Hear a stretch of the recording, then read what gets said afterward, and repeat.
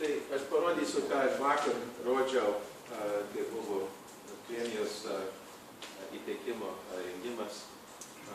Tai man reikėjo tenais 15 minučių apie savo darbą ir savo gyvenimą kalbėti. Aš tenais nusprendžiau vietoj, kad daugiau apie savo darbą, kad daugiau apie savo gyvenimą kalbėčiau. Ir vietoj, kad daug kalbėčiau, kad aš daugiau nuotraukų rodyčiau. Kaip aš tenais pasakiau, aš nesu pripratęs viešai lietuviškai kalbėti. Aš gyvenau Kalifornijoje, aš niekados Lietuvoje negyvenau, tai mano lietuvių kalba netobula, tai aš dėl to atsiprašau, tai jūs mane atleiskite, man kai kada daug žodžių, aš kada kalbėsiu apie savo darbą daugiau, tai aš pereisiu į anglų kalbą, todėl kad aš nežinau tų visų terminų lietuviškai. Tai kaip matote, aš tikrai gyvenau Kalifornijoje. Aš gimiau 1960 metais, tai čia maždaug 2 metų amžiaus. Su sesutė Rūta ant kairės ir Marytė ant dešinės. Čia kur nors netoli Pasadinos. Pasadina yra, reiškia, Los Andželo priemiestis. Dėl to, kad mano tėvas tuo laiku studijavo Kalifornijos Technologijos institute, jis ruošė doktoratą teorinės fizikos, dalelių teoriją. Tai tais laikais tas sritis buvo labai, reiškia, aktyvi. Kalbėti Kalifornijos Technologijos institute buvo labai žymus fizikai, pavyzdžiui, Richardas Feynmanas ir Murray Gell-Mann, kur kvarkus, reiškia, sugalvojo. Tai jis, reiškia, tokių fizikų dirbo ir tenais ruošė doktoratą. Tai matai, 63-ais jis įsigijo doktoratą ir aš tenais ir buvau. Jūs galite matyti mano nuotrauką. Tai kada baigė savo doktoratą, tai mes iš, reiškia, netoli Pasadinos mes persikėlėm į Los Andželes, netoli Švento Kazimiero parapiją. Tai jūs matote bažnyčią, čia lietuviška parapija, o čia matai mūsų namas, o čia bažnyčia, o čia mokykla.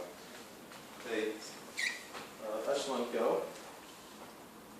tą mokyklą, reikėjo šitaip apsirengti kiekvieną rytą, aš pėsčias nueidavau, bet mokykla, reiškia, per savaitę buvo angliškai, o lietuviškai išmokti reikėdavo eiti šeštadieniais, buvo 6-dieninė mokykla, tai aš tenais ėjau, žinoma, sekmadieniais eidavom į mišias, ten buvo gan nemaža lietuvių kolonija, mes su lietuviais daug draugavom, tai aš taip ir išmokau lietuviškai kalbėti. Ir tais laikais,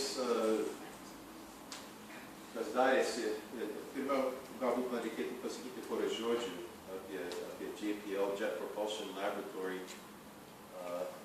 Yra dalies NASOS, yra vienas iš NASO, reiškia, laboratorijos, pagrindinis laboratorijos, ten maždaug šiuo laiku 5000 žmonių dirba. Ir taip pat yra dalies mūsų universiteto, Kaip. Tas JPL prasidėjo maždaug prieš 80 metų. Tada buvo labai maža, bet paskui laboratorija augo. Ir 58-ais pasidarė dalies NASOS. Tai JPL yra taip pat dalies NASOS ir dalies Kaip. Kaip turi kontraktą su NASA laboratorija JPL operuoti.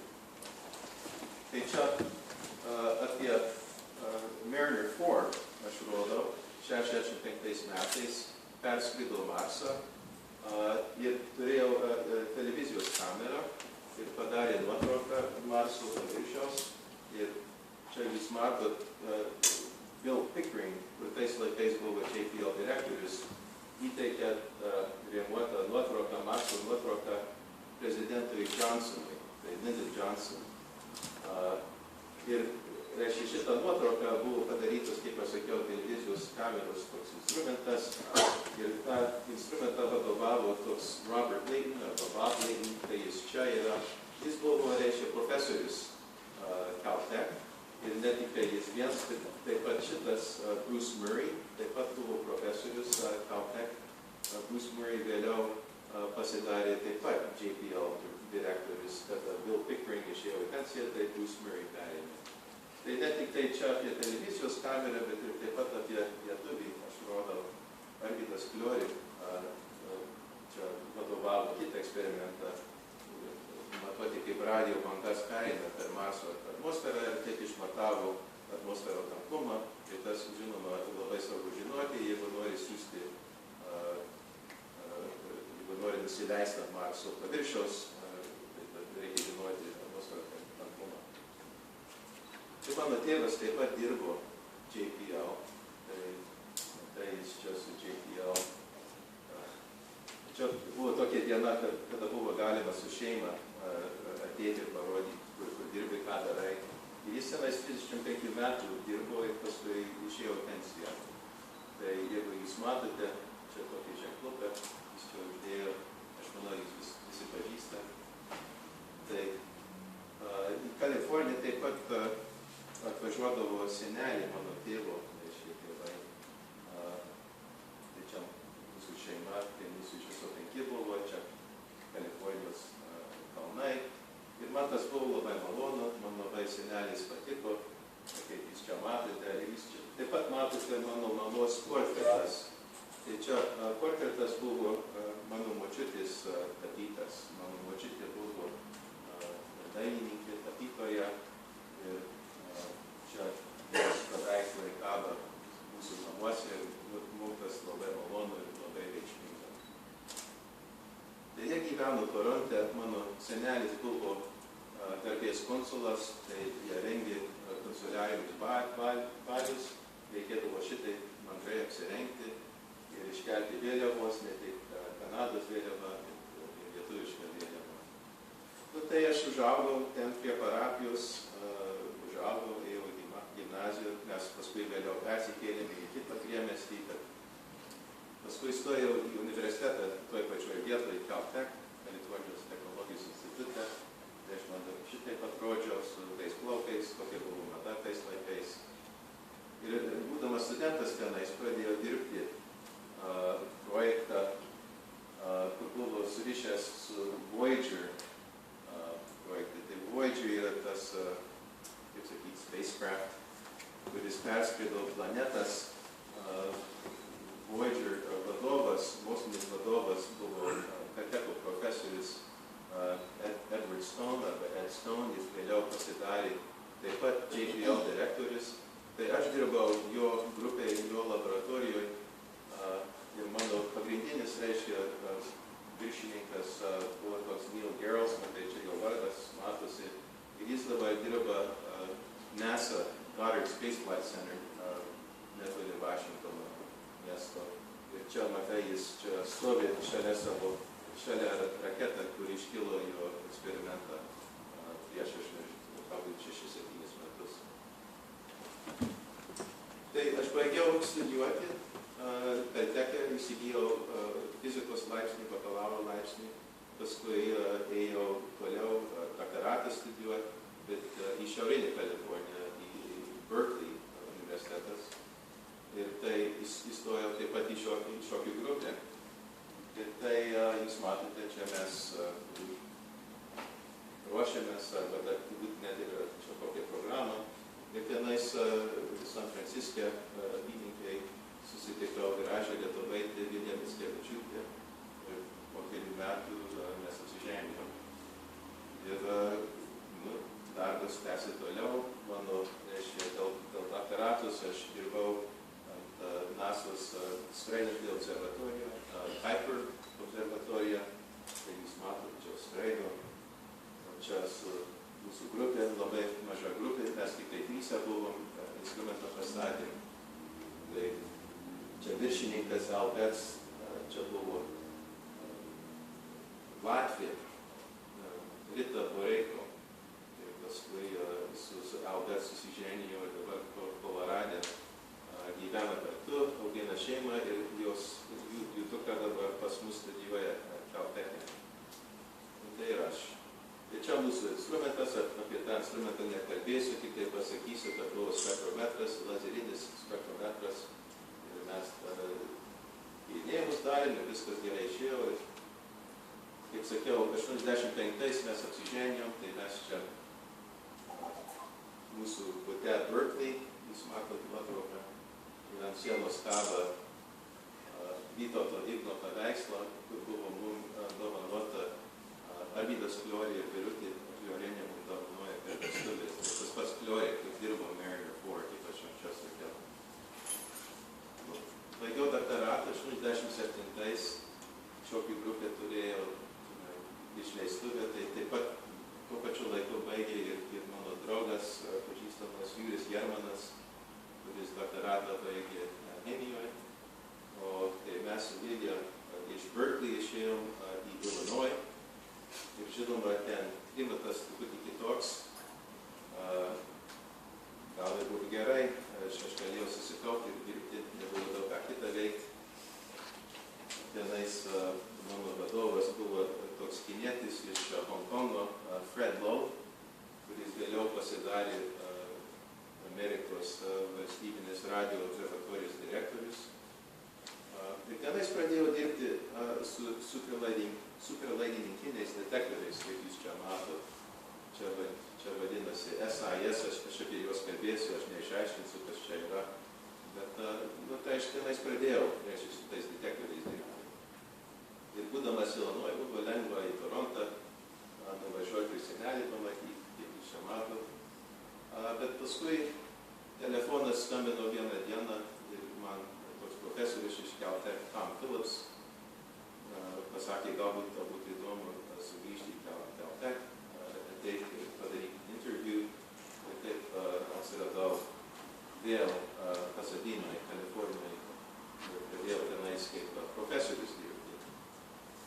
Nu tai aš truputį daugiau aiškinsiu vėliau, bet tais metais buvo pastatytas submilimetrinės teleskopas Havajuose, vadinasi Caltech submilimetrinė observatory, tenais aš pradėjau dirbti. Tai tas Bob Layton, kur aš minėjau anksčiau, kuris su Mariner 4 televizijos kameros eksperimentą dirbo, tai jis tą teleskopą išgalvojo ir pastatė ir čia, kada 87 metais, kada teleskopas buvo, kada pradėjo dirbti, čia buvo ceremonija, čia Tom Phillips, tas profesorius, kur man paskambino, paprašė ateiti į Kalteką su Bob Laytonu, vienas kitą sveikina. Tai tas Tom Phillips buvo išradėjas to detektorių superlaidininkinių SIS, kur aš minėjau anksčiau. Tai aš čia pradėjau dirbti, tai galbūt jūs, kur studijavo fiziką, turbūt pažįstat Feynmano paskaitos. Tai ta knyga buvo iš tikrųjų parašyta Bob Layton, o ne Feynman. Feynman paskaitos davė, bet Bob Layton, jam liko viską surašyti ir knygą išleisti. Tai jis tą pagrindinį darbą padarė. Nu, tai čia vaizdai Havajuose. Tai aš čia prie instrumentų dirbu, o čia vienas iki teko ir svečių priimti. Tai čia Vilijos sesuo Ingrida ir jos vyras atėjo pamatyti teleskopus. Ir žinoma, ne visuomet buvo darbas, kai kada buvo ir įdomesnių dalykų Havajuose. Bet aš taip pat nesustojau su skrendinti observatoriją dirbti. Tai čia mūsų aparatas pastatytas, matai, 92 metais. Tai šitas aparatas dabar jau dirba su tais superlaidininkiniais detektoriais. Čia tas mėlynas daiktas, čia kur mes įpilam skystą helį, sušaldyti detektorius iki 4 laipsnių iš nulio. Nu tai maždaug tada gimė mūsų pirma dukra Regina, tai čia krikštynos, tai čia Vilija, mano žmona, čia Vilijos sesuo Ingrida. O čia toks astronomas, gali sakyti, kosmologas, jis labai žymus, jis dabar dirba Čikagos universitete ir jo titulai yra astronomai ir fizikai pažįsta šitą titulą. Jis yra Chandrasekhar professor Čikagos. Jis labai žymus yra kosmologas ir jis buvo Reginos krikšto tėvas, o krikšto mama tai Regina, atsiprašau, Ingrida. Nu tai čia ir Tom Phillips atėjo pas mus į namą, kada Regina gimė. Ir Vilija su Regina atėjo pamatyti, kai mes dirbam su lėktuvu, pamatyti, ar mes tikrai darom, ką mes sakom. Tai mes tos detektorius išvystėm, smarkiai dirbom, mūsų grupė tais laikais buvo, reiškia, daugiausia pasaulyje pažengė tam srity ir mums teko tus detektorius pastatyti ir juos naudotis Heršelio, reiškia, teleskopo. Čia yra Europos kosmoso agentūros projektas, prie kurios NASA prisidėjo, o čia matai teleskopas yra, čia yra didžiausias teleskopas, kur buvo iškiltas į kosmosą iki šiol. O čia jūs matote apačioj, čia yra, kur laiko skystą helį, mūsų detektorius atšaldyti. Nu tai turėjom konferenciją, reiškia, prieš Heršelio iškilo, aš apie tą nekalbėsiu per daug. Ir tikrai čia turbūt sustosiu, todėl kad aš turiu kitus skaidrių apie šitą kalbėti, ką mes dabar darom ir ką mes planuojam daryti. Tai aš čia sustosiu ir galbūt, jeigu yra klausimų apie gyvenimą, aš galėčiau dabar bandyti atsakyti, o jei ne, tai aš prie kito temų eisiu.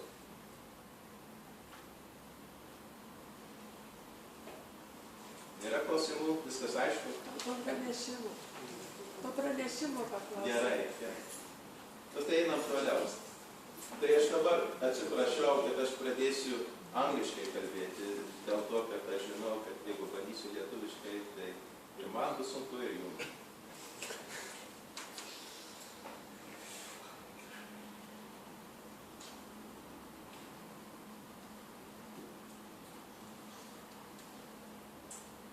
If you think about what are the largest telescopes, ground-based telescopes today, you might think about the Keck observatories on Mauna Kea in Hawaii. These are 10-meter diameter optical telescopes. There are two of them. And here you see a nice picture of the two telescopes, Keck 1 and 2. You can see the telescope inside. Here you can see the telescopes in the background. As I mentioned, this is my wife's sister Ingrid during their visit. The Keck telescopes are a joint project between Caltech, where I work, the University of California, and it was funded by the Keck Foundation. So these are some of the world's largest telescopes. There is also the VLT, the Very Large Telescope in Chile. This is a project of the European Southern Observatory. There are 4 of these telescopes, each of them 8 meters in diameter, probably the most productive scientifically in the world. However, neither of those two projects can be counted as the world's largest project, a ground-based project in astronomy. That's the ALMA project. ALMA is an international project. It involves Europe, the United States, Canada, Japan, Taiwan. The cost to construct ALMA is perhaps somewhere around $1.5 billion. There are some 60-plus telescopes involved in ALMA, working together as an interferometer. Each of these telescopes is 12 meters in diameter. These telescopes work at submillimeter wavelengths, not in the visible band. You can ask the same question about space telescopes. What is the largest space telescope launched today? You know about Hubble, but Hubble's not the largest. It's Herschel, the Herschel Space Observatory. It's a 3.5-meter diameter telescope. Hubble is about 2.4 meters. So again, Hubble works in the far infrared and submillimeter wavelength band, and it's the largest space telescope launched today. So you can see that today, submillimeter astronomy has grown up. It has become a central part of astronomy and astrophysics. And I'd like to spend the time I've got left describing a little bit about how that happened. How is it that submillimeter astronomy grew up and became to be an important part, a mainstream part of astronomy? So the first issue is the transmission of the atmosphere. The transmission of the atmosphere in the far infrared and submillimeter part of the band is strongly affected by the water vapor in the Earth's atmosphere. Water vapor is a very strong absorber of submillimeter and far-infrared radiation. And so if you look at this range of wavelengths between 1 millimeter and 100 microns, or 0.1 millimeters, this is what I would call the submillimeter and far-infrared. The opacity of the atmosphere is 100%. The atmosphere is completely opaque. The transmission is zero. It's difficult to do astronomy at these wavelengths. What you need to do is you need to go to a high mountain, preferably in a place that's relatively dry. And if you do that, you can see that at certain wavelengths, that 450 microns are around half a millimeter wavelength, or 350 microns or a third of a millimeter wavelength. You can have some transmission. It's not perfect, but it's not zero. So you can work in the submillimeter band from a high mountain, especially a carefully chosen high mountain. And the reason that the transmission spectrum looks the way that it does is because of the strong absorption by individual rotational transitions of the water vapor molecule.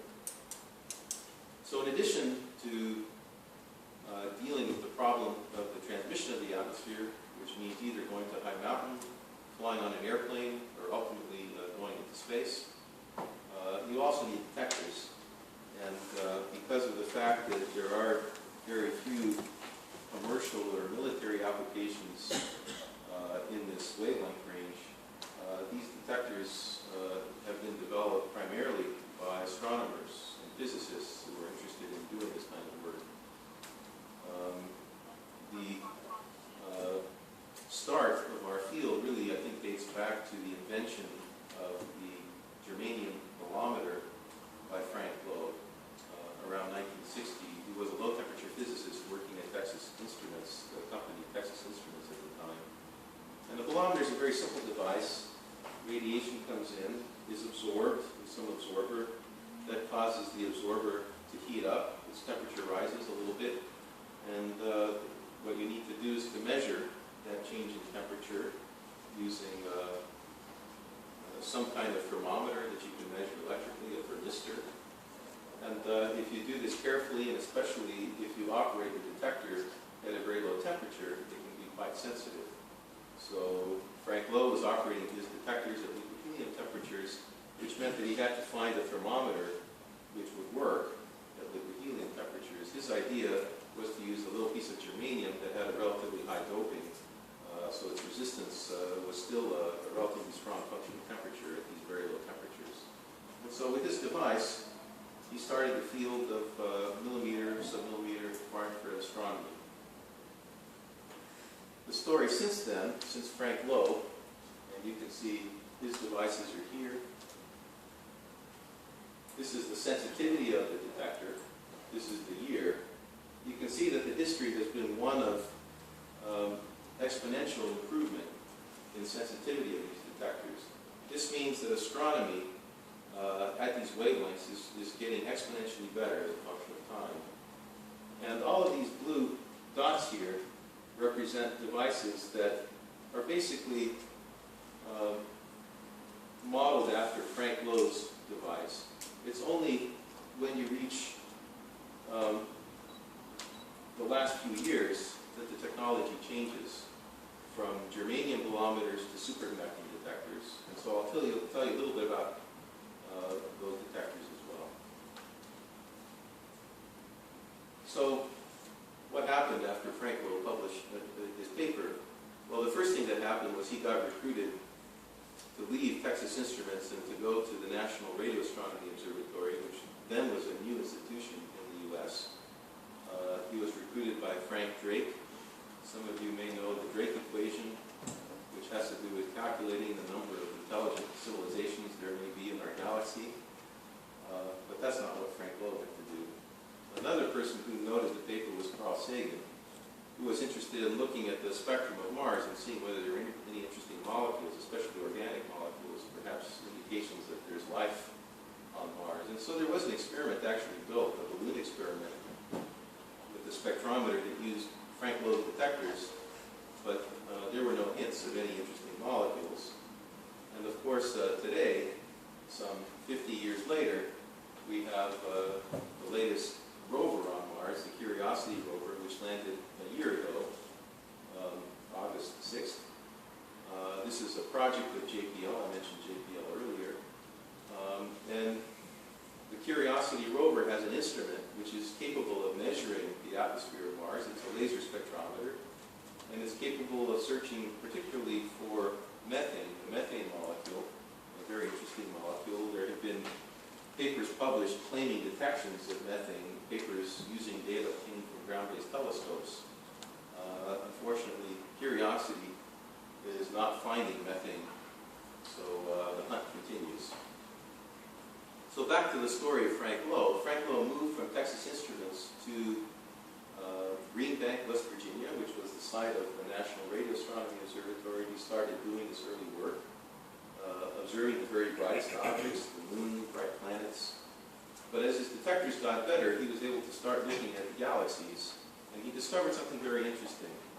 He discovered that the galaxies often would have a large peak in their spectrum at wavelengths in the far infrared or submillimeter. And this was completely unexpected at the time, and various interesting ideas were put forward as to why there was this peak. The final reason turned out to be pretty straightforward. It was interstellar dust being heated by starlight, absorbing the energy from the starlight, re-radiating that energy at much longer wavelengths in the far infrared. That turned out to be the correct explanation, but there were many other more exotic explanations that were put forward at the time. Well, Frank Lowe was quite smart, and he published a paper in 1968 that was exploring this idea that if he had been able to measure at least a few galaxies that were bright in the far infrared and submillimeter, it wasn't because he was lucky. It was because the universe contained a large number of these galaxies, that this was a common occurrence and not a rare occurrence. And if it was a common occurrence, the universe should be filled with far infrared and submillimeter light. And the question he asked was, how much light was there? How much energy was there in the submillimeter and far infrared? He didn't have much data to work with, but he made a prediction. And his prediction was that if you look at the light in the far infrared, contributed by the kind of galaxies that he was detecting, that it should produce a total energy which was about equal to the energy in the visible and near-infrared bands corresponding to starlight emitted by all the stars and all the galaxies that ever lived over the history of the universe. It was an astounding prediction, a prediction that was ignored, a prediction that was largely rejected at the time. Only a few astronomers read the paper, very few citations to this paper. But nonetheless, it was an intriguing prediction. It caught the attention of a few people, including Malcolm Longyear, who's a very distinguished astronomer in the United Kingdom. So as time went on, this idea, this phenomenon of galaxies that are bright in the far infrared was pursued through a number of projects. For instance, the Infrared Astronomy Satellite, which performed an all-sky survey in a number of bands in the infrared, including the far infrared band. And as a result, quite a few nearby examples of far infrared bright galaxies were discovered. But IRAS did not have the sensitivity to see deep into the universe, to find examples of these galaxies at cosmological distances. The first hint, experimentally, that these galaxies actually existed throughout the universe was obtained by another NASA project called Kaip, the Cosmic Background Explorer, which was built primarily to study the cosmic microwave background, which you know is the echo from the Big Bang. It's the radiation that was released when the universe was maybe 300,000 years old, originally discovered in 1965 by Arnold Penzias and Bob Wilson. And Kaip's measurements showed that the microwave background was anisotropic, that it was not exactly smooth everywhere on the sky. There was also very careful measurement of the spectrum. physics was awarded to J.Žmuidzino and John Mather. And here I have to stop and tell you a little story about John Mather. He's a friend, I know him well. After he got his Nobel Prize, he came to Pasadena to give some lectures, and we invited him to our house. We had dinner. He knows I'm Lithuanian, of Lithuanian descent. We had a nice time. He met my daughter and so on. And then about a month later, I came home one day, and on the doorstep to our house, I discovered a package. So I opened up the package, and it was a book. Laimonas Briedis. It was his book about Vilnius. John Mather had seen the article about this book in The Economist. The book was written up in The Economist, and he thought of me. He ordered the book. It showed up by Amazon, and I said, thank you. So John Mather knows about Vilnius. So this was the result of COBE measuring the far-infrared background. So not only did it study the cosmic microwave background, it showed that this background that Frank Lowe had predicted from all of these far-infrared bright galaxies.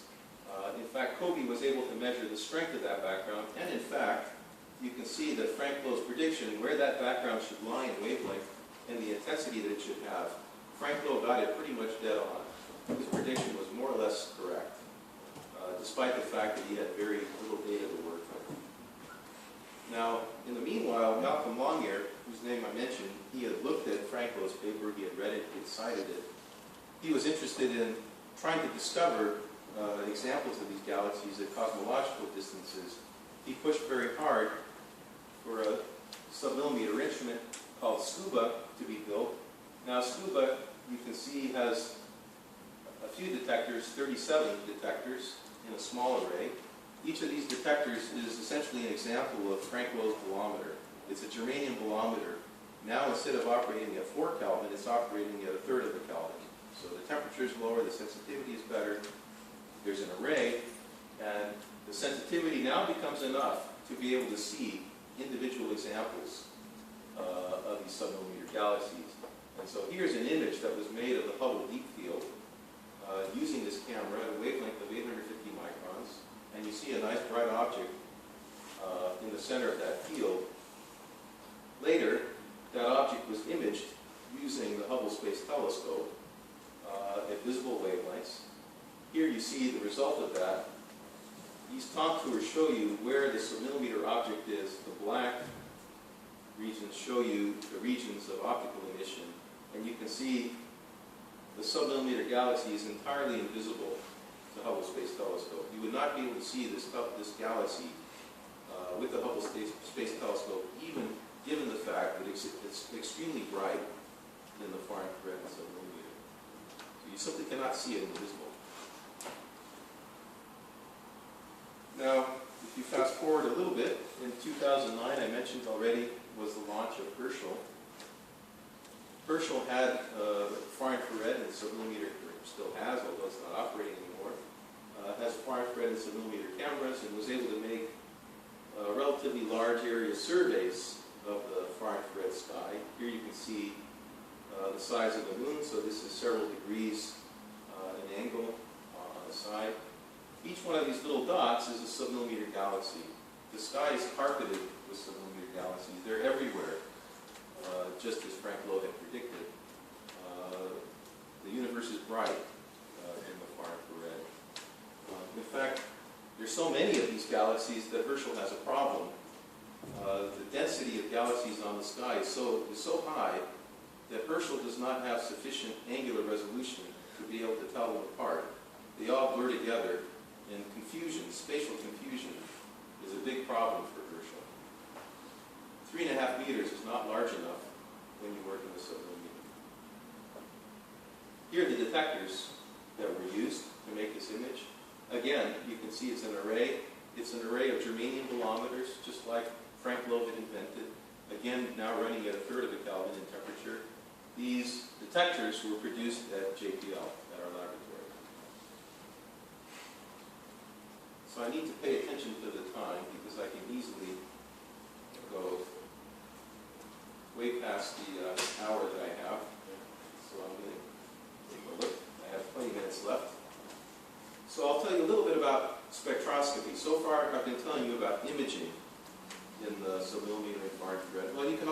spectroscopy. Spectroscopy at millimeter wavelengths, I think it's fair to say, started in around 1970 with this example that you see here. This is the Kit-P 12-meter telescope. It's a millimeter wavelength telescope. It was built by the National Radio Astronomy Observatory. It was essentially built for Frank Lowe. Frank Lowe left NRAO, the radio observatory. He went to University of Arizona, and he never really used this telescope very much, even though it was basically built for him. Instead, what happened was there was an instrument that was built by this group. It's Bob Wilson, Keith Jeffords, and Arno Penzias. You'll recognize the names of Bob Wilson and Arno Penzias because they are the discoverers of the microwave background. They got the Nobel Prize for that 1965 discovery. There's a third name, Keith Jeffords, who was a scientist working with them at the time. Keith is no longer an astronomer or physicist. He developed a method of tagging fish and obtained a patent for it, and that turned out to be extremely profitable.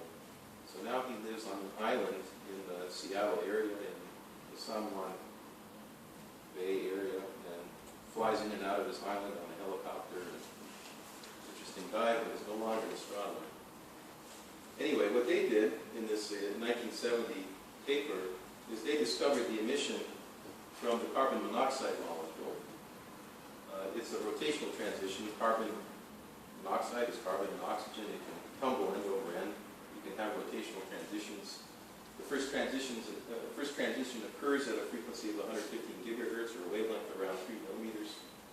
You see the nice spectral line. So they're seeing this molecule in an interstellar cloud. The instrument that they used was a radio receiver, and the important point about this is that the detector, it's also called a mixer when we talk about radio receivers. A detector and a radio receiver is known as a mixer. It was a semiconductor device, a gallium arsenide diode, and one day, well, I'll tell the story a little bit later. I'll come back to that. So here's the general picture. Here's a picture of the Milky Way. In visible light, you see the dark places in the image. The dark places correspond to absorption by interstellar dust. And interstellar dust, here's a typical example. You can see the size scale. It has a core. Graphite or silicates. It often has ices on the outside, water ice, or ammonia ice, or maybe carbon dioxide ice. And it's these particles that are absorbing the starlight, which you can clearly see is happening. That absorption is happening. You can clearly see that in this image. But now if you look in the infrared, instead of seeing absorption, you see emission. The dust is being heated up by the starlight. It's giving off infrared radiation, which you can see very, very clearly. Here's another nice picture. This one is taken by Herschel. And again, what you're seeing here is the glow of the interstellar dust being heated by starlight. And these clouds contain not only dust, but they contain gas, various molecules. Carbon monoxide is very abundant. These are the clouds that form stars. Gravity causes a portion of the cloud to collapse. Material condenses and makes a star. And you can see an image of such a cloud now taken using the intensity of the carbon monoxide emission. So this field of astronomy was just developing, was becoming very interesting in the 1970s. This attracted Bob Layton, whose name I mentioned earlier, to switch gears and to start developing telescopes for millimeter wavelengths, and I'll skip over this since I explained this already. So here you see Bob building his telescope. He even had the idea that maybe you could use a space shuttle, which was then being developed. Remember that the Apollo program ended in the early 70s, transitioned to the space shuttle. The space shuttle was going to be a cheap way of lifting cargo into space.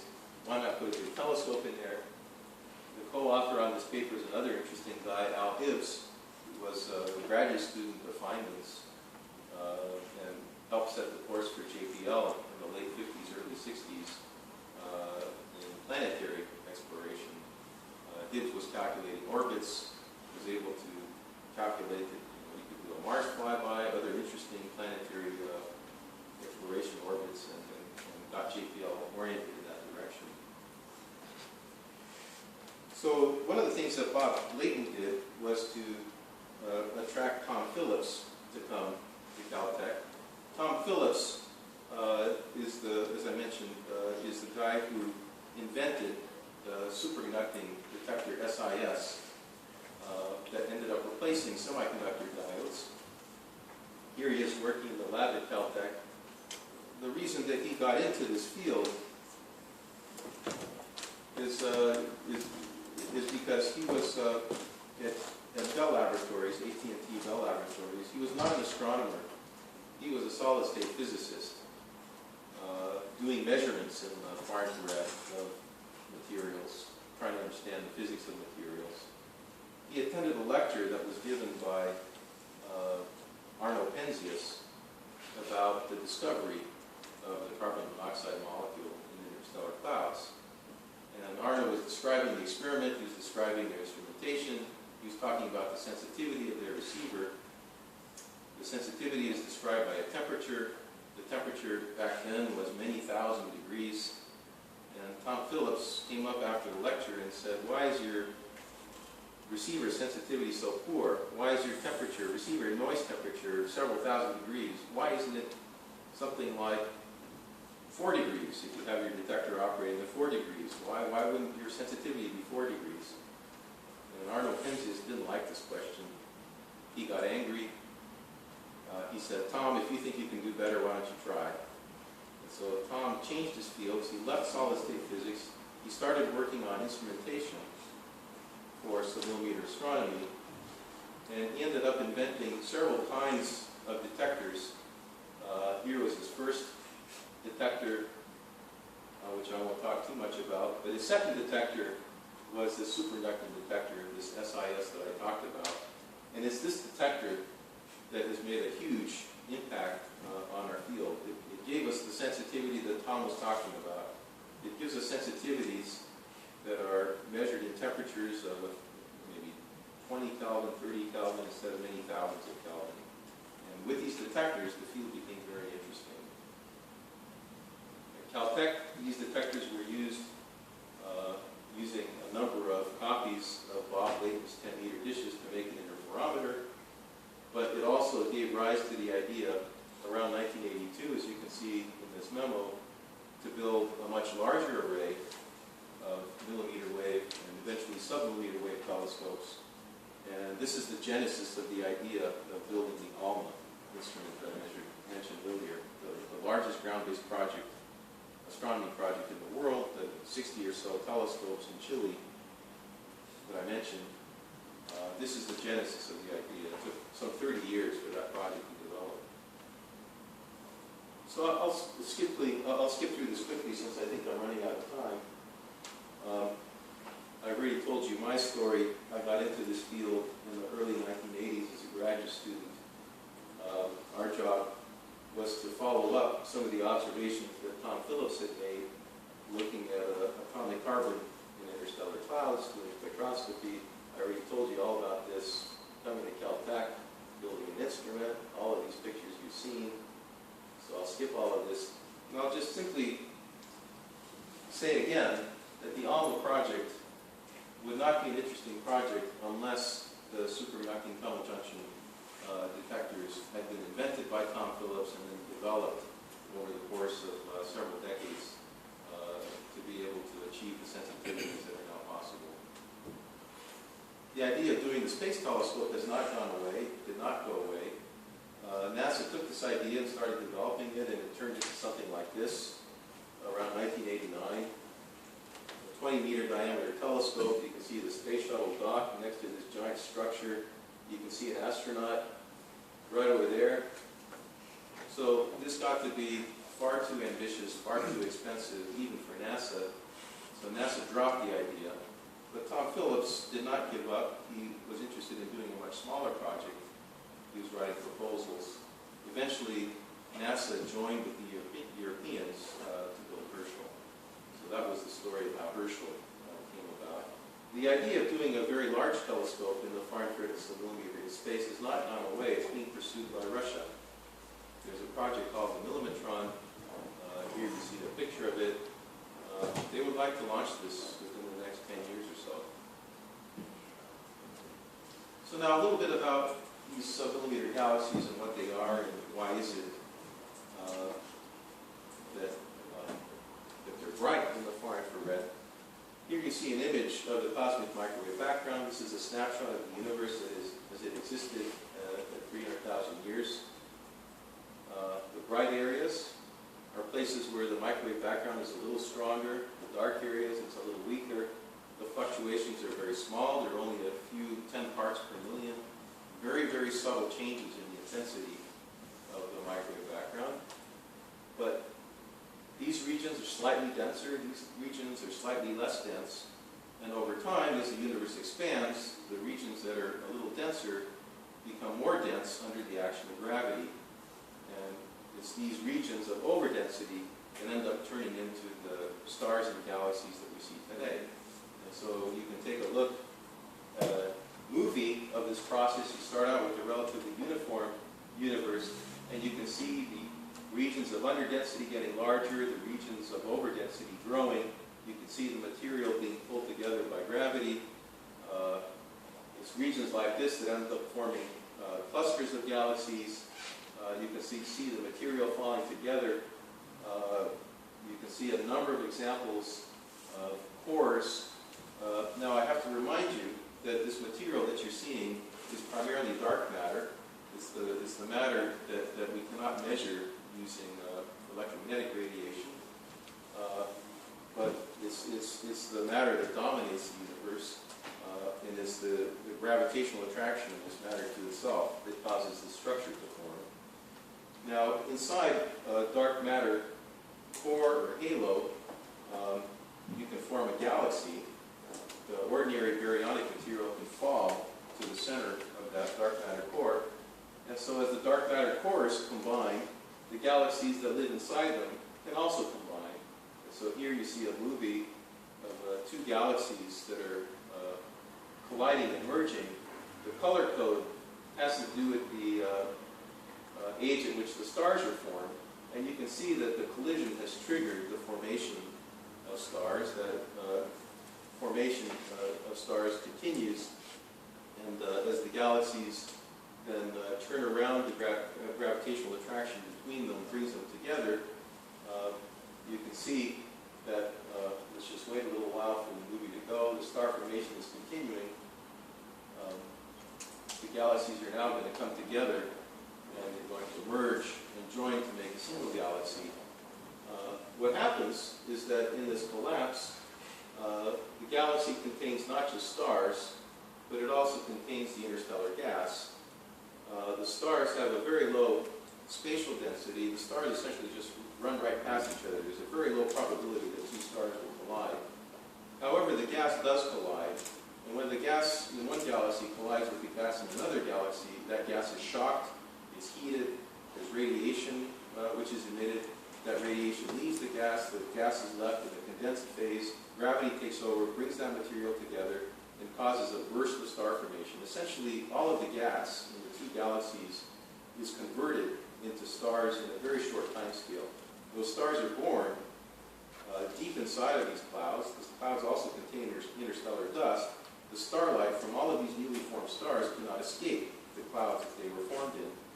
And so you get a galaxy which is very bright in the submillimeter of far infrared and is very dim at visible wavelengths.